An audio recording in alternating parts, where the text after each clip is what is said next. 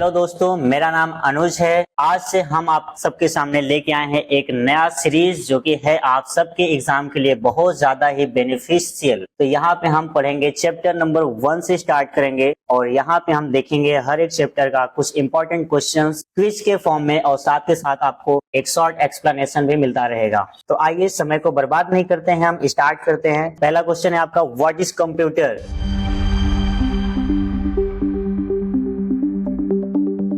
Computer क्या होता है? तो जैसे कि आप देख रहे होंगे, ऑप्शन नंबर ए है an electronic device, option number B है a machine, option number C है a tool, option number D है अ पीस ऑफ फर्नीचर। तो इसमें से आपको कौन सा बेस्ट ऑप्शन लग रहा है, आप क्या गेस कर सकते हैं? तो अगर मैं यहाँ पे आपको बताऊं तो यहाँ पे आपको ये चीज देखना चाहिए कि यहाँ पे कौन सा बेस्ट ऑप्शन है। और अगर आपको आंसर नहीं याद है तो आप एलिमिनेशन मेथड लगा सकते हैं, ऑप्शंस को एलिमिनेट करते हुए चलिए, बाकी ऑप्शन जब आपके हटते हुए जाएंगे तो आपको सही जवाब मिल जाएगा। तो यहाँ पे सही आंसर है इसका एन इलेक्ट्रॉनिक डिवाइस, जो कि आपका है ऑप्शन नंबर ए। ठीक है, तो अगर इसका आप एक्सप्लेनेशन जानना चाहते हैं क्यों हुआ तो आपको मैं यहाँ पे दिखा सकता हूँ। तो यहाँ पे आप देख सकते हैं इसका explanation. A computer is an electronic device that process data and perform task based on instructions given by software. तो कंप्यूटर क्या है? एक इलेक्ट्रॉनिक डिवाइस है जो कि डेटा को प्रोसेस करती है। कैसे डेटा को या कैसे इंस्ट्रक्शंस को? जो सॉफ्टवेयर के द्वारा या फिर जो हमारे द्वारा इंस्ट्रक्शंस दिए जाते हैं कंप्यूटर को, इसी वजह से। और आपको एक चीज और मैं मेंशन कर दूंगा, सारे इलेक्ट्रॉनिक डिवाइसेस कंप्यूटर नहीं होते हैं, लेकिन आपके सारे कंप्यूटर्स इलेक्ट्रॉनिक डिवाइस होते हैं। ये चीज भी आप याद रखिएगा, कभी कंफ्यूज मत होइएगा। तो आइए हम नेक्स्ट क्वेश्चन की तरफ बढ़ते हैं, जो कि ये रहा आप सबके सामने स्क्रीन पे। What does RAM stands for?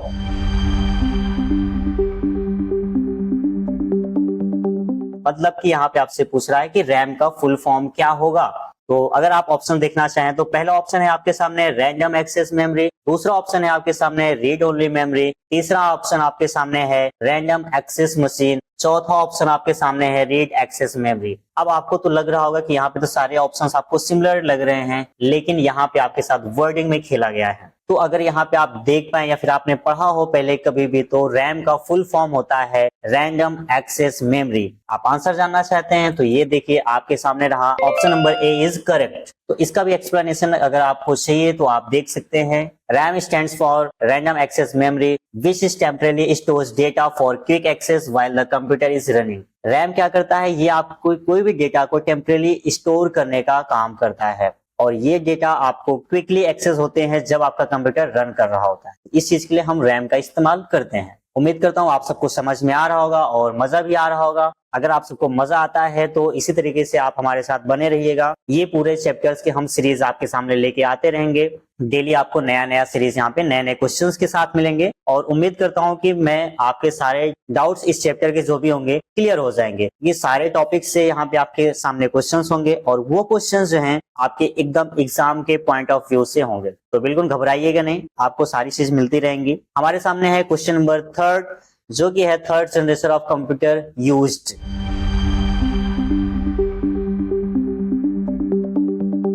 Computer का जो थर्ड जनरेशन है, इसमें किस चीज का इस्तेमाल किया गया था? तो आपके सामने ऑप्शंस हैं। ऑप्शन नंबर ए है आपके सामने vacuum tube, option number B है ट्रांजिस्टर्स, ऑप्शन नंबर सी है इंटीग्रेटेड सर्किट्स जिसको आप आईसी बोलते हैं, ऑप्शन नंबर डी है आपके सामने VLSI, very large scale integrated circuit. ये होता है VLSI का फुल फॉर्म। तो ये भी आपसे कभी कभी फुल फॉर्म्स पूछ लेता है, तो आप याद रखिएगा भी। तो हमारा क्वेश्चन था कि थर्ड जनरेशन कंप्यूटर में क्या इस्तेमाल किया जाता था। तो अगर मैं आपको बताना चाहूँ तो आपको पता होगा वैक्यूम ट्यूब जो है आपके फर्स्ट जनरेशन में इस्तेमाल किया जाता था और वैक्यूम ट्यूब को रिप्लेस किया गया था सेकेंड जनरेशन में ट्रांजिस्टर के द्वारा, और थर्ड जनरेशन में आपका आईसी का इस्तेमाल किया गया था। आईसी मतलब इंटीग्रेटेड सर्किट्स, जिसने ट्रांजिस्टर्स को रिप्लेस कर दिया था। तो इसका सही आंसर होगा आपका सी ऑप्शन इज करेक्ट, जो है इंटीग्रेटेड सर्किट।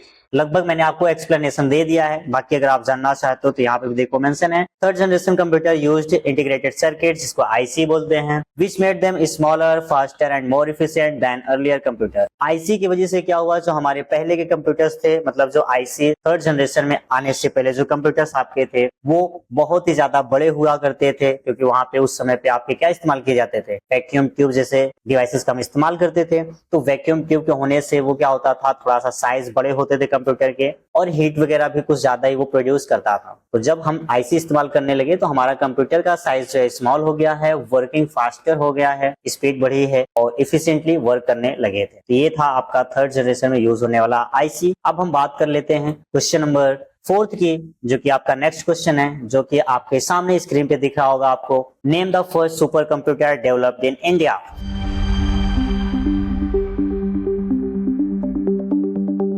भारत में बना पहला सुपर कंप्यूटर कौन सा था? तो आप सबके सामने 4 ऑप्शन दिख रहे होंगे। आप सभी ऑप्शंस लगभग आपको सेम टू सेम लग रहे होंगे। लग रहा होगा कि सारे तो भारत के नाम ही लग रहे हैं। अगर कभी कभी होता है कुछ नेम अगर आपको इंग्लिश वाले मिल जाए तो आपको समझ में आ जाता है कि ठीक है ये भारत का नहीं हो सकता। लेकिन अगर यहाँ पे आप देखो तो आपको परम 8000 मिल रहा है, परम युवा मिल रहा है, और यहाँ पे आपको सहस्रा मिल रहा है और सागा मिल रहा है। तो यहाँ पे आपको शायद कंफ्यूजन हो सकता है अगर आपको मालूम नहीं है तो इसका सही आंसर होगा आपका परम 8000। ठीक है, option number A is correct. इसका एक्सप्लेनेशन आप जान सकते हो, कुछ नहीं है, सिंपल है। First super computer developed in India was परम 8000, क्रिएटेड इन 1991। 1991 में इसको बनाया गया था और इसके द्वारा बनाया गया था। संस्थान का नाम, ऑर्गेनाइजेशन का नाम CDAC, ये संस्थान का नाम है जिसने परम 8000 को बनाया था। नेक्स्ट क्वेश्चन की तरफ बढ़ेंगे हम इसके बाद। ये रहा क्वेश्चन नंबर 5 आप सबके स्क्रीन पे। Banks use this machine to process large number of checks.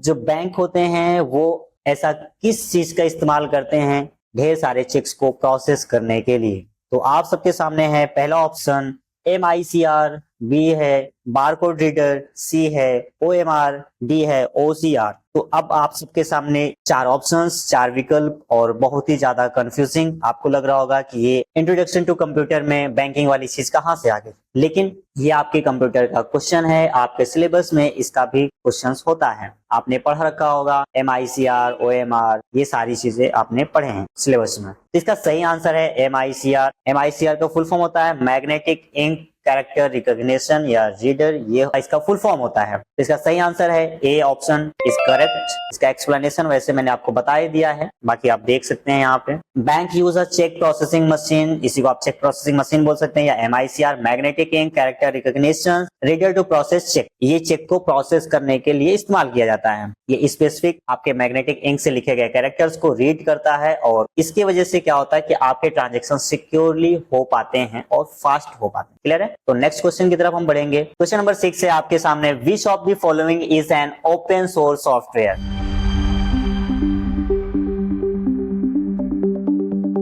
अब यहाँ पे आपसे पूछ रहा है कि ये 4 ऑप्शन जो आपको एकदम सिमिलर दिख रहे हैं, इसमें से ओपन सोर्स सॉफ्टवेयर कौन सा है? अब ये ओपन सोर्स सॉफ्टवेयर क्या होता है अगर मैं आपको बताना चाहूँ, उसके बाद तो आप आंसर दे ही लोगे, लेकिन पहले आप लोग गेस कर सकते हैं कि सही आंसर कौन सा होगा। तो अगर हम ऑप्शंस की बात कर लें तो पहला ऑप्शन है आपका स्काइप, दूसरा ऑप्शन है आपका लिब्रे ऑफिस, तीसरा ऑप्शन आपके सामने है फोटोशॉप और चौथा ऑप्शन आपके सामने है MS वर्ड। इसमें से कुछ लोग को तो लग रहा होगा सर ये तो MS वर्ड भी हो सकता है, फोटोशॉप भी हो सकता है, स्काइप भी हो सकता है, लिब्रे ऑफिस भी हो सकता है। लेकिन यहाँ पे आप सबका तो दिल टूटने वाला है भाई, क्योंकि अगर हम ऑप्शंस के अकॉर्डिंग चलें पहले तो MS वर्ड की अगर मैं बात करूं तो ये पेड होता है, इसके लिए आपको पैसे देने पड़ते हैं, तभी आप इसके फीचर्स को इस्तेमाल कर पाते हैं। फोटोशॉप भी आपका पेड वर्जन होता है और आपका स्काइप की अगर बात करूं तो ये भी आपका क्या होता है, ये सब आप गेस करके बताओगे, तब तक मैं आपको बताता हूं लिब्रे ऑफिस के बारे में। लिब्रे ऑफिस भी आपका एक ऐसा सॉफ्टवेयर है, ऐसा प्रोग्राम है जहां पे आपको कोई पेमेंट करने की जरूरत नहीं होती है। ये आपको फ्रीली अवेलेबल रहता है, आप इसको जा करके डाउनलोड करके इस्तेमाल कर सकते हैं। इसका पूरा का पूरा पैकेज आपको मिल जाएगा, जिसमें आपको Libre office writer, Libre office impress, Libre office Calc, Libre office math और लिब्रे ऑफिस ड्राइंग जैसे टूल्स प्रोग्राम्स आपको मिल जाते हैं। ठीक है, तो अब तक तो आपने आंसर इसका गेस कर लिया होगा कौन सा आंसर होगा। तो इसका आंसर सही है आपका option number B is correct. तो ये है आपका LibreOffice open source software. और बात करते हैं अगर ओपन सोर्स सॉफ्टवेयर के, तो ऐसे सॉफ्टवेयर्स जिनका कोड हमें फ्रीली अवेलेबल हो जाता है, आप उस सोर्स कोड को देख सकते हैं, व्यू कर सकते हैं, अपने अकॉर्डिंग मॉडिफाई भी कर सकते हैं। कोई पैसा देने की जरूरत आपको नहीं होती है। इसको आप इस्तेमाल कर सकते हैं फ्रीली, एकदम 0 रुपया लगेगा आपका। एग्जाम्पल के तौर पे आप यहाँ पे देख सकते हैं लिनक्स है, लिब्रे ऑफिस है, फायरफॉक्स है, GIMP है, ये कुछ आपके ओपन सोर्स सॉफ्टवेयर के एग्जाम्पल हैं। अब बात कर लेते हैं, जब यहाँ पे ओपन सोर्स सॉफ्टवेयर आया तो एक दूसरा होता है आपका प्रोप्राइटरी सॉफ्टवेयर। ये आपके सॉफ्टवेयर ऐसे होते हैं जिनके लिए आपको पेमेंट करना होता है, पेमेंट करके आप उनके फीचर्स का इस्तेमाल कर सकते हो। इसी के एग्जांपल में आप ले सकते हो MS वर्ड को, क्योंकि वहां पे क्या होता है कि किसी एक इंडिविजुअल का ही उस पे अधिकार होता है, वही उसको इस्तेमाल कर सकता है। और यहाँ पे इसके सोर्स कोड वगैरह आपको फ्रीली अवेलेबल नहीं होते हैं, ना आप उसमें कोई मॉडिफाई कर सकते हो, कस्टमाइजेशन के चांसेस भी कम से कम होते हैं। ये आपके कुछ मेन डिफरेंस है ओपन सोर्स और प्रोप्राइटरी सॉफ्टवेयर्स में। तो जैसे कि अभी तक आपने क्वेश्चन नंबर 6 तक कर लिया होगा और मुझे उम्मीद है आप सबको बहुत ही ज्यादा इंटरेस्ट आ रहा होगा, मजा भी आ रहा होगा। तो ऐसे ही अगर आपका इंटरेस्ट बना रहेगा तो हम भी आपके साथ मेहनत करते रहेंगे और आपको आगे और भी क्वेश्चंस हम लेके आएंगे, जो कि पूरा मैंने आपको पहले ही बता दिया, एकदम पूरा एग्जाम के पॉइंट ऑफ व्यू से होगा। और हम इस क्वेश्चंस के माध्यम से पूरा का पूरा चैप्टर को फिनिश कर देंगे। तो आप अगर एक बार चैप्टर पढ़ चुके हैं तो आप सारे क्वेश्चंस का आंसर दे सकते हैं। तो फटाफट हम क्वेश्चन नंबर 7 की बात कर लेते हैं। तो आपके सामने रहा ये question number 7, which of the following is a basic function of computer.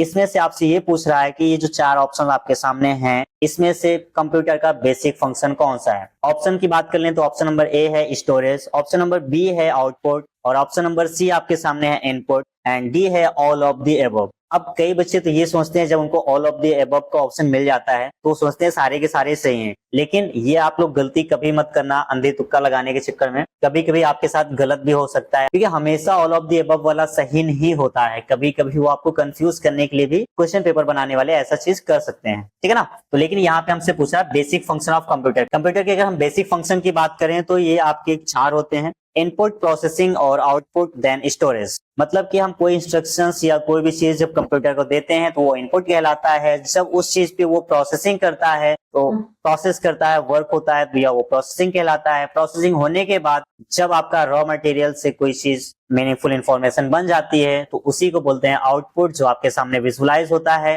एक आउटपुट के फॉर्म में, एक रिजल्ट के फॉर्म में, एक प्रोडक्ट के फॉर्म में। अब जो आपके सामने रिजल्ट आया है, प्रोडक्ट आया है, उसको अगर आप स्टोर भी करना चाहते हो तो आप स्टोरेज यूनिट में जाकर के उसे स्टोर भी कर सकते हैं। ये बेसिक 4 फंक्शन होते हैं जो आपके कंप्यूटर के होते हैं। इसी को बोलते हैं हम input, processing, output, then storage. ये थे आपके 4 बेसिक कंप्यूटर के फंक्शंस। तो उम्मीद है कि आप सबको ये समझ में आ गया होगा। अब आप इसका आंसर दे पाएंगे। तो इसका आंसर क्या होगा आपका, ए बी सी तीनों सही हैं। तो इस वजह से हमारे पास जब डी ऑप्शन है ऑल ऑफ द अबव का, तो यहाँ पे होगा सही answer all of the above. तो आइए बढ़ते हैं नेक्स्ट क्वेश्चन की तरफ। हमारे सामने है question number 8, what is the brain of a computer called.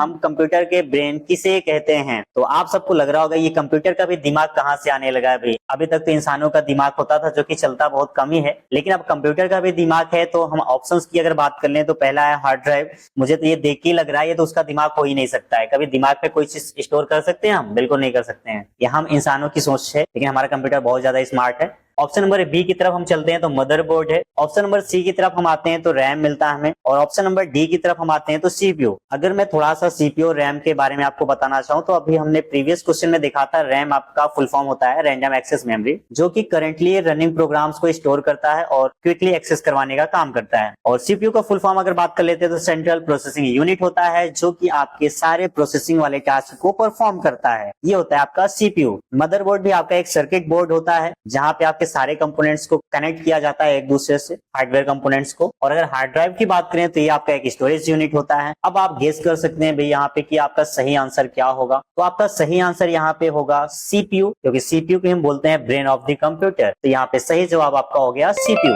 अगर एक्सप्लेनेशन की बात करें तो लगभग मैंने आपको एक्सप्लेन कर दिया है सारी चीजें, और वही सेम चीज यहाँ पे आपको मेंशन है। Brain of the computer is called the CPU, central processing unit. इसका काम क्या होता है? प्रोसेसिंग करना और इंस्ट्रक्शंस को और डेटा को प्रोसेस करके एक फाइनल आउटपुट तैयार करना। नेक्स्ट क्वेश्चन की अगर हम बात करें क्वेश्चन नंबर 9, तो जो आपके कंप्यूटर स्क्रीन पे आपके सामने रहा, which type of computer uses continuous physical quantities to represent information.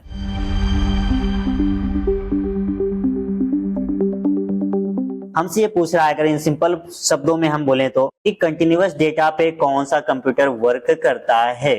तो ऑप्शंस में आपको सब तो सिमिलर लग रहा होगा। Analog computer option number A है, ऑप्शन नंबर बी है आपके digital computer, option number C है आपके सामने hybrid computer, option number D है आपका सुपर कंप्यूटर। तो अब तो मुझे ये लग रहा है कि आप सबको पहले तो कंप्यूटर के बारे में पता ही नहीं होगा, तो थोड़ा सा मैं आप सबको एक्सप्लेन कर देता हूँ ऑप्शंस को। तो मैं स्टार्ट करता हूँ डी फॉर डन से। तो डी से डाउटफुल होता है हमेशा, तो हम डी को उठा लेते हैं। सुपर कंप्यूटर की अगर मैं बात करूं तो सुपर कंप्यूटर आपके ऐसे कंप्यूटर्स होते हैं जो कि कॉम्प्लेक्स कैलकुलेशन वाली चीजों को बहुत तेजी से क्विकली परफॉर्म कर देते हैं। इनका इस्तेमाल आप समझ सकते हो कि जहाँ पे रिसर्च वगैरह होते हैं, रिसर्च सेंटर पे या फिर स्पेस स्टेशन वगैरह पे, इस वजह से ऑफिस में या जो मौसम विभाग वाले होते हैं उनके ऑफिस में सुपर कंप्यूटर का इस्तेमाल होता है, क्योंकि उनको दिन भर में कई सारे कॉम्प्लेक्स कैलकुलेशन करने होते हैं, डेटा को प्रोसेस करना होता है। ये रहा आपका सुपर कंप्यूटर के बारे में। बात करें अगर हम हाइब्रिड कंप्यूटर के बारे में, तो हाइब्रिड कंप्यूटर क्या होता है आपका? हाइब्रिड कंप्यूटर जो एनालॉग कंप्यूटर और डिजिटल कंप्यूटर दोनों के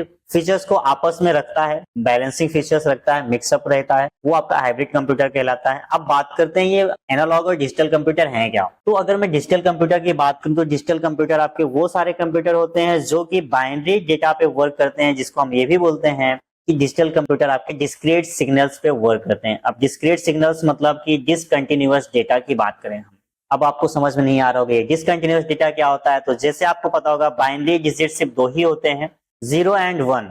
0 एंड 1 का मतलब ही होता है ऑन या ऑफ, ट्रू या false, low signal and high signals, ठीक है, लो फ्रीक्वेंसी और हाई फ्रीक्वेंसी। तो इसी दो सिग्नल्स पे वर्क करने वाला कंप्यूटर आपका है डिजिटल कंप्यूटर। अब बात करते हैं एनालॉग कंप्यूटर। तो एनालॉग कंप्यूटर के बारे में जैसे ही मैं बताऊंगा तो आप सबको सामने आंसर आ जाएगा, तो इसी वजह से मैं तो एक्सप्लेन नहीं करना चाह रहा था, लेकिन फिर भी चलो मैं बता देता हूं आप सबको। एनालॉग कंप्यूटर आपके वो कंप्यूटर होते हैं जो कि कंटिन्यूअस डेटा पे वर्क करते हैं। अब यही तो आपका आंसर में छुपा हुआ था। देखो मैंने जैसे बताया कि कंटिन्यूअस डेटा पे वर्क करते हैं, तो आपके सामने तुरंत आंसर आ गया है। तो आप देख सकते हैं इसका आंसर है ए नंबर। अब ये कंटिन्यूअस डेटा होते कैसे हैं, तो मैं आपको बता दूं, जैसे सामने आपको क्वेश्चन में दिख रहा है, मेंशन भी है कि फिजिकल क्वांटिटीज। कैसे फिजिकल क्वांटिटीज? जो आपके इन्वायरमेंट में आपके आसपास क्वांटिटीज होती हैं, फिजिकल एंटिटीज आप बोल सकते हैं, जैसे कि आपका हीट हो गया, टेम्परेचर हो गया, एयर प्रेशर हो गया, फोर्स हो गया, है ना, एक्सेलरेशन हो गया, स्पीड हो गया, डिस्टेंस हो गया, ये सारी चीज आपके फिजिकल एंटिटीज में आती हैं।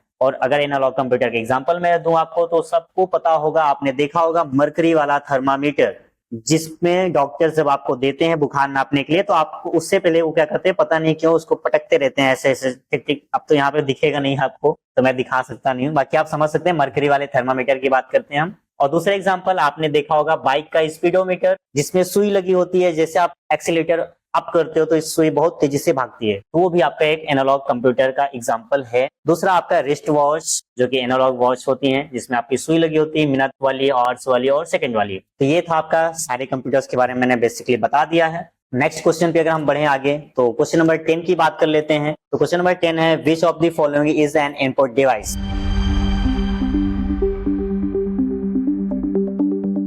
तो इससे टफ क्वेश्चन तो मुझे नहीं लगता कि आपके सामने कभी आएगा। तो यहाँ पे है option number A monitor, option number B speaker, option number C है प्रिंटर, ऑप्शन नंबर डी है कीबोर्ड। अब यहाँ से आपसे पूछा इनपुट डिवाइस। अब इनपुट डिवाइस क्या होती है, मैं इसको आपको थोड़ा सा एक्सप्लेन कर देता हूँ। इनपुट डिवाइस वो सारे डिवाइसेस होते हैं जिनकी हेल्प से हम कंप्यूटर को कोई भी इंस्ट्रक्शंस देते हैं, कोई भी कमांड देते हैं, वो सारे डिवाइस आपको इनपुट डिवाइस कहलाते हैं। यहाँ पे देखो मेंशन भी आपको, an input device is an any device that sends data to the computer. जो कंप्यूटर को डेटा सेंड करने के लिए जिन डिवाइसेस का हम इस्तेमाल करते हैं, वही हमारे इनपुट डिवाइसेस होते हैं। एग्जाम्पल के तौर पे आपको कीबोर्ड मिल जाएगा, माउस मिल जाएगा, स्कैनर मिल जाएगा, ये सारे आपके इनपुट डिवाइस के एग्जाम्पल हैं। अब तो आपको आंसर पता ही चल गया होगा। तो आते हैं हम अपने क्वेश्चंस पे। तो इसका सही जवाब है कीबोर्ड। कीबोर्ड आपका एक इनपुट डिवाइस है। बाकी जो बचे हुए ऑप्शंस हैं, monitor and speaker and printer, ये आपके सारे के सारे होते हैं आउटपुट डिवाइस। अब आउटपुट डिवाइस क्या होता है ये हम बताएंगे आपको नेक्स्ट क्लास में। तब तक के लिए आप हमारे साथ बने रहिएगा और कहीं भी मत जाइएगा। हम इस पूरे क्वेश्चन सीरीज को इसी तरीके से फुल एनर्जी के साथ लेके आते रहेंगे और आपको मजा भी आता रहेगा और आप सीखते रहेंगे नए नए टॉपिक्स को, नए नए क्वेश्चंस को। और इन क्वेश्चन सीरीज के माध्यम से हम आपको पूरा चैप्टर का रिवीजन करवा देंगे। तो बस मैं आज क्लास यहीं रोकूंगा। और आपको अगर मैं बता दूं और भी एक्स्ट्रा मटेरियल्स चाहिए पढ़ने के लिए, तो आप हमारे एप्लीकेशन पे जा सकते हैं जिसका नाम है बघेल इंस्टीट्यूट। प्ले स्टोर पे जाकर के आप उसे इंस्टॉल कर लीजिए, लॉग इन कर लीजिए, साइन अप कर लीजिए। वहां पे आपको काफी फ्री मटेरियल्स मिल जाएंगे। तो वहां पे चाहे तो आप वीडियो मटेरियल्स ले सकते हैं, पीडीएफ ले सकते हैं नोट्स पढ़ने के लिए। तो वो सारी चीज आपको काफी हेल्प करेंगे एग्जाम पॉइंट ऑफ व्यू से भी,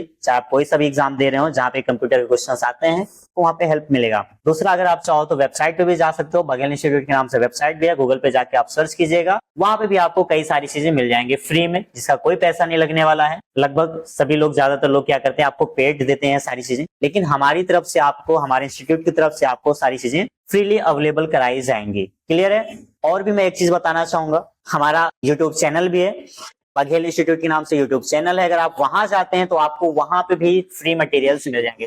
तो ऐसे एनर्जी के साथ अगर आपको पढ़ना है तो आप वहां जाके स्विच कर सकते हैं, भी जाके आप पढ़ सकते हो। और बस मैं आज की क्लास यहीं रोकूंगा क्योंकि आपका ज्यादा समय बर्बाद नहीं करना चाहता हूं। सभी को मेरे तरफ से ta-ta bye bye and good night. मिलेंगे नेक्स्ट वीडियो में, तब तक के लिए बाय बाय।